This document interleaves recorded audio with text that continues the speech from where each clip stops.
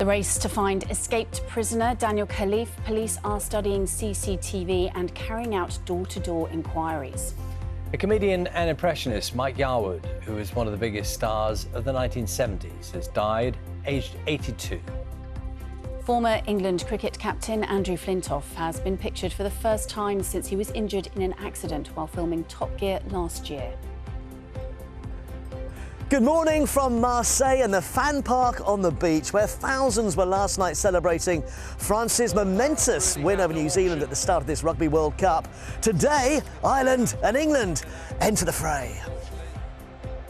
And good morning. We're in for another hot, humid day today, probably the peak of the heat wave. We could see 33 Celsius in the south. There'll also be some heavy and thundery downpours as well. A British man who went to fight for the International Legion in Ukraine has been found dead in a body of water with his hands held behind his back. 31-year-old Jordan Chadwick served as a Scots Guard in the British Army from 2011 to 2015. An inquest into his death will be held next year.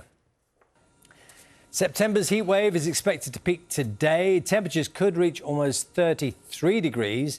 That's the highest this year. Figures published by NHS England show there's been a five-fold increase in the number of people seeking advice about heat exhaustion over the past week. There have been more warnings around overcharging electrical items containing lithium batteries. This is after a rise in devastating fires caused by explosions.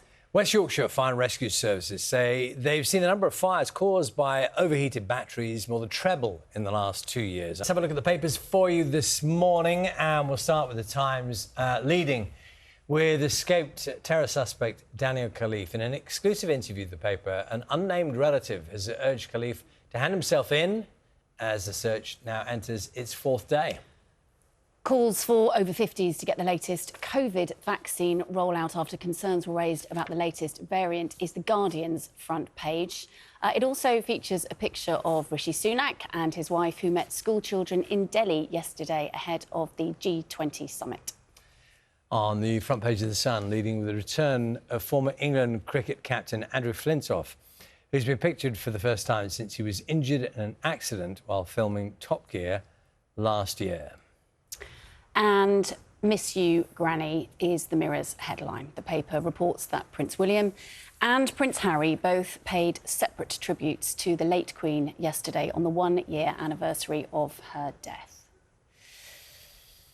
And a picture for you now. Bird watchers are very pleased. This is Redcar after a rare visit from the brown booby. The bird is normally spotted in tropical areas, with the nearest breeding colonies apparently being in the Caribbean. I reckon the Twitchers already know about this, don't you? They're on their way. They're on their way to Redcar. It's a bit hard from that picture to get an idea of scale. Do we know approximately how big is the bird? Do we know that? Anyone know? Somebody will know. It's quite a big bird, about seagull-sized, I'm being told, by those people in here who know these things. And it'll be happy that the hot weather is continuing for a while yet. So hopefully a happy brown booby in Redcar.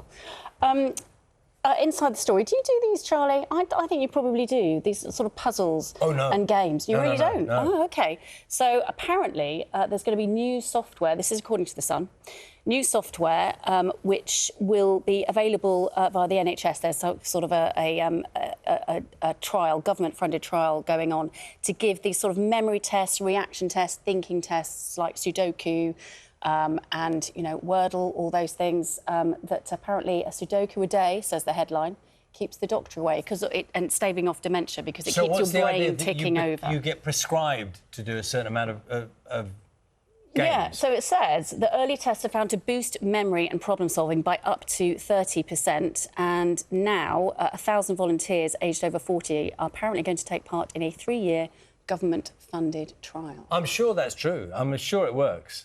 Yeah. I just can't bear them personally, but really? That's it. That's, yeah. So you don't like... So I'm in quite a few competitive WhatsApp groups for did you get Wordle in 2 really? Or 3? Yeah. I don't want to join those groups. You're not invited, so it's fine. OK, good. That's established. We've worked that out.